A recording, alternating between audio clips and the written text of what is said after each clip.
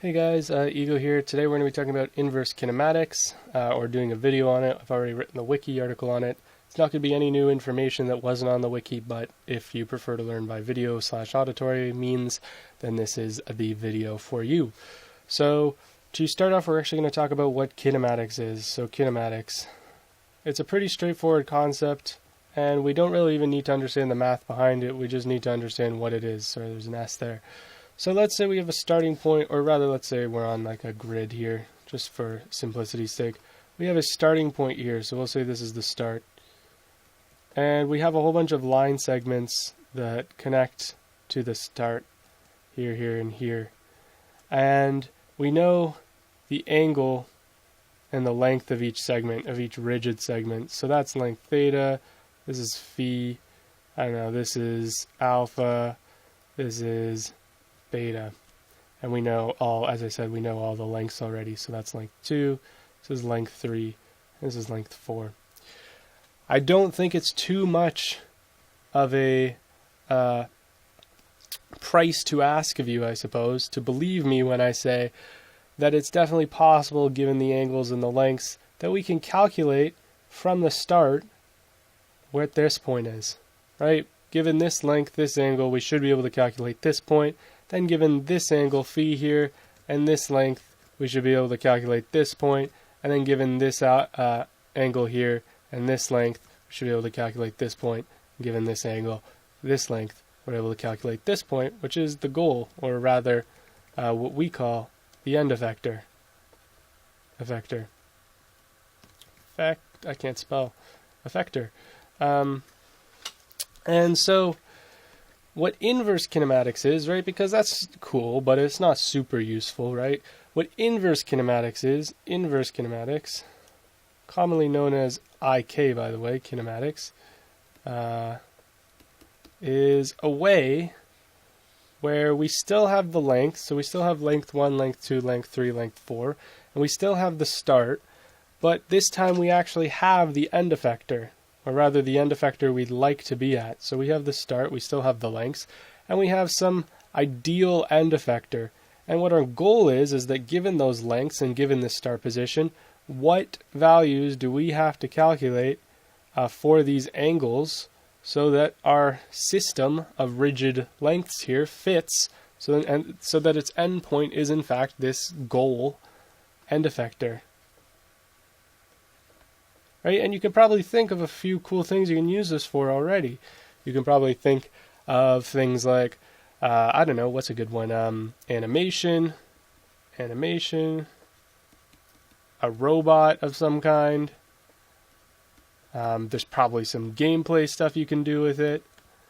There's tons of stuff you can do with inverse kinematics, hence why it's a very popular thing that a lot of people want to know. However, the reason that most people don't know inverse kinematics is because it's very difficult. Or I should say very difficult normally. I personally don't think that the method that I'm going to teach you, compared to the other ones, is very difficult at all. It might seem a little confusing, but I think once you get your head around it, you're going to learn that our friend here, FABRIK, which stands for forwards and backwards reaching inverse kinematics. Forwards and backwards reaching inverse kinematics. And the great thing about FABRIK is that unlike other methods, it works pretty much purely with vectors and the concept of traveling across a line. Traveling, or getting a point on a line, I should say. Points on a line. That means we don't have any of that yucky matrix crap. It means that it's relatively easy, as I mentioned before, and it's pretty fast, too. It's not too bad. However, it also means, and this is a big thing, although it's not super huge in the context that we're using it, it is a heuristic method. And what does that mean? A heuristic, and I hope I'm pronouncing that right. It means that it's kind of like a best guess method, but that's not necessarily a bad thing, because realistically speaking, most inverse kinematic methods are actually just best guess methods. And more importantly speaking, when I talk about best guess, I'm not talking like we're going to be close, we're going to be like 5 studs off. I'm talking we're like many decimals, like a few decimals off, sorry, I should say, like to like the thousandth of a decimal, right? It's not going to be like 0.001 off, not like we're talking multiple studs. So you probably won't even see the difference. However, if you are looking for a very exact answer, like you're working in NASA or something, FABRIK's probably not for you. Anyway, how does FABRIK work? Right, so we can assume with FABRIK we have a few things, actually. So we have the lengths, as I said, we have the lengths. Oops, that does not look like an L. We have the lengths. We have the start position. We have the goal, where we want the end effector to be. And we have, of course, well, not of course, this is actually very important. We have the previous points in our system.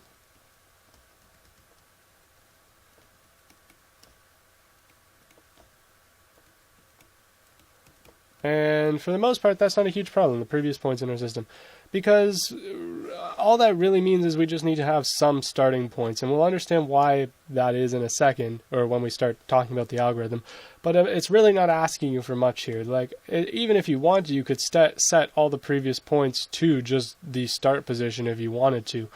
The main reason that we want the previous points in our system is they actually help us create a believable movement of our inverse kinematic system. So like when we actually, if we were to move around our goal, like drag it around in space, having previous points will actually create like a realistic motion. So if you think about like an arm, for example, if you move the goal over here, then the arm is going to, move like this. So this method, it kind of needs these previous points to calculate this new one over here in like an actual valid motion of traveling like this, like an arm would. Otherwise, you could possibly get a situation where even though this was your previous position, if you didn't have those previous points, you could get a solve like this, right? And that just doesn't look like how the arm would solve, right? So it uses these previous positions to kind of create like a motion, more or less, for these inverse kinematic systems that we're solving. So let's go over the basic idea. So let's say we have, we have a whole bunch of points here, right? So we have here, here, and here. And we have our goal, and I'll change my color. Actually, sorry, what can I change it to? I'll change it to like a purple here. So this is our goal end effector. And I should also note that these are all connected, right? So this is the start, and these are all connected. That's not very straight. So just imagine these are straight lines. Right, so we have the lengths here, length 1, length 2, length 3, and then this is also considered point 0, and we'll talk about why I give it both the name start and point 0. So start is a fixed point in space that we will be referencing back to again. Point 0 might actually move. So we might actually move this endpoint off the start temporarily. So that's why I'm using start, this word, to mark this initial position. Then we've got point 1, then we've got point 2, and we've got point 3.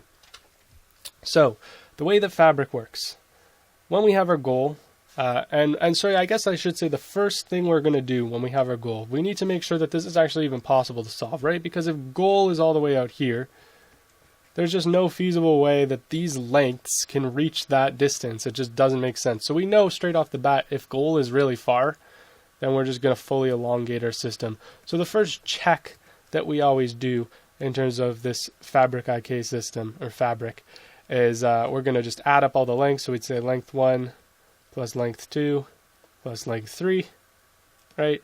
And we're going to get that distance, whatever that is. Let's say that's x. And then we want to check if x here is greater than the distance between start and goal, which is really easy, right? You just take goal, minus start and the magnitude of that, and you compare it to x, right? That's a very simple equation to check. So let's though assume that we're not in a position like that, because that's obviously very easy to solve, right? You just then get the unit vector and you travel along, right? You'd get the perfect direction, and you travel along this line by those lengths. Sorry, I guess I didn't draw that straight, did I? So if this was perfectly elongated, right, you're just going to travel along this by, okay, length 1 goes up to here, length 1 here, so that's our new point 1. Okay, length 2 here, that's our new point 2. Length 3, right, that's as close as we're going to get to the goal. Right, so that's a pretty easy one to solve, just unit vectors, multiplication by scalar, etc. So if, though, however, a goal is in range, like here, that's a different story, and this is really where the IK comes into play. So what we do, and I'm going to change my color for this, what we do in a situation like this is we actually set P3 right here. So we say, okay, here's the new P3, and we'll call it P3 prime. That's our new P3. And we're going to then draw a line between P3 and P2, like this. Okay, an invisible line anyway. And you can think about this in vector form if you want to. So it's going to be P2 minus P3. And we're going to get the normal of this vector, so that's a unit. And we're going to multiply that by length 3. And that, so if we multiply this by length 3, that's going to give us like some new point, some new line here, and some new point here. This is now length 3. And we'll call this P2 prime. Okay? And we're going to then do the same thing. We're going to draw a line between P2 prime and P1. And we're going to take length 2 here and bring it across this line. So that's going to give us about some point here. Call this, as I said, point 1 prime, and this is now length 2 here. And then we're going to draw the line between point 1 and point 0. And that's going to give us, we're going to multiply by length 1 here. So it's going to give us some point across here. That's not very good. So some point up here, that's point 0. Prime. So you'll notice that point 0 prime here is not at start, and that's no good, right? That's not what we want. We didn't decide on this. We of course want to be stuck in our fixed position. So we're going to do, that's the forward part. This is why it's called forward backwards reaching inverse kinematics. So this is this is the backwards part. This is backwards.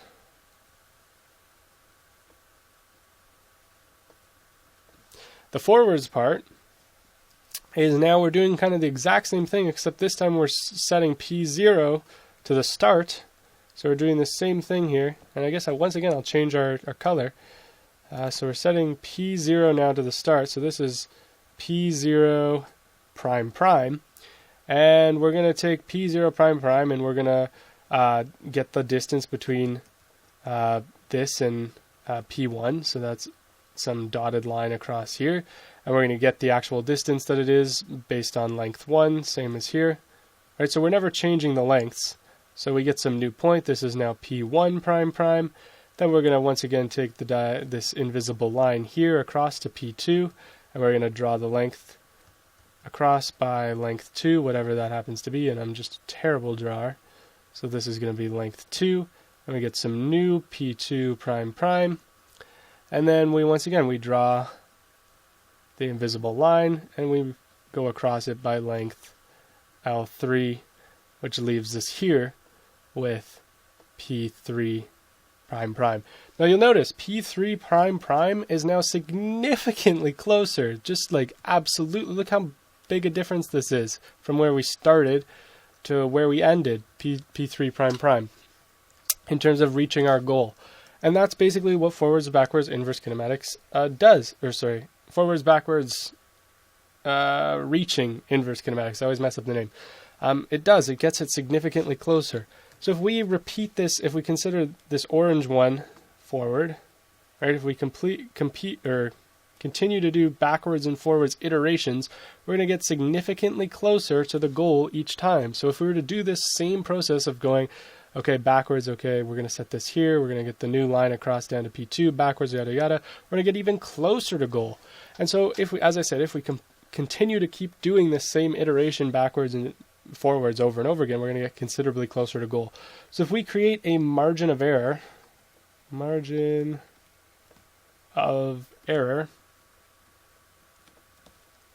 a margin of error, then we can say, okay, if we're within like a few, because we, reasonably speaking, how are we ever gonna actually specifically get onto goal with this method? Just in terms of float point math and however many iterations like it's going to take, it's going to be really rare that we're going to get onto goal specifically on the decimal. So what we can realistically then say is we can say, okay, we'll check after we do each backward and forward iteration how close these 2 points are via magnitude. So we'll say 0.3 prime prime minus the goal magnitude, right, which is the distance between those 2 points. And we can say, okay, if that magnitude is within a certain margin of error, and usually, as I say, we can talk about like a few decimals here, so we can say like 0.1, then we're good to go. We know we're relatively close enough, and the human eye isn't really going to see a difference in that. And so, in doing that many, many times, we're, as I said, going to get an inverse kinematic system. So that's basically the idea behind forwards and inverse kinematics. So in the next kind of scene here, I'm going to show you actually application in game. And if you're wondering, wow, that was fast, that was easy. Yeah, it is. As I said, forward, backwards, inverse kinematics is pretty straightforward and easy to do. So I will see you guys in studio. Okay, so we're now in the actual place. There's a few extra things in here that I didn't mention that are actually on the wiki article. So if you're more interested in that, then you can obviously read the wiki article. But to start off, let's see. So this is a chain class, like creating our rigid body system, which we talked about. So this is the thing built up of lengths and points. So pretty straightforward thing to do.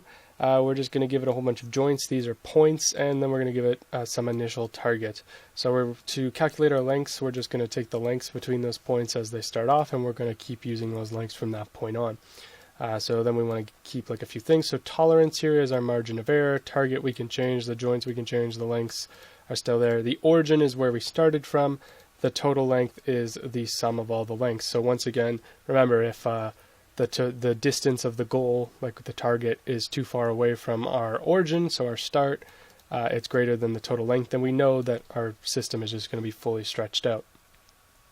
So okay, so the important stuff here, forward and backwards. So this is the backward method. So what we're going to do is we're going to pick, right, we're going to take the last point here, so self.n, because self.n represents the number of joints. We're going to take the last point, we're going to set it to the target, then we're going to work backwards, traveling along the percentage based on the proper length to get the next point, which we set here as in the new joint, right? And we continue this process going backwards.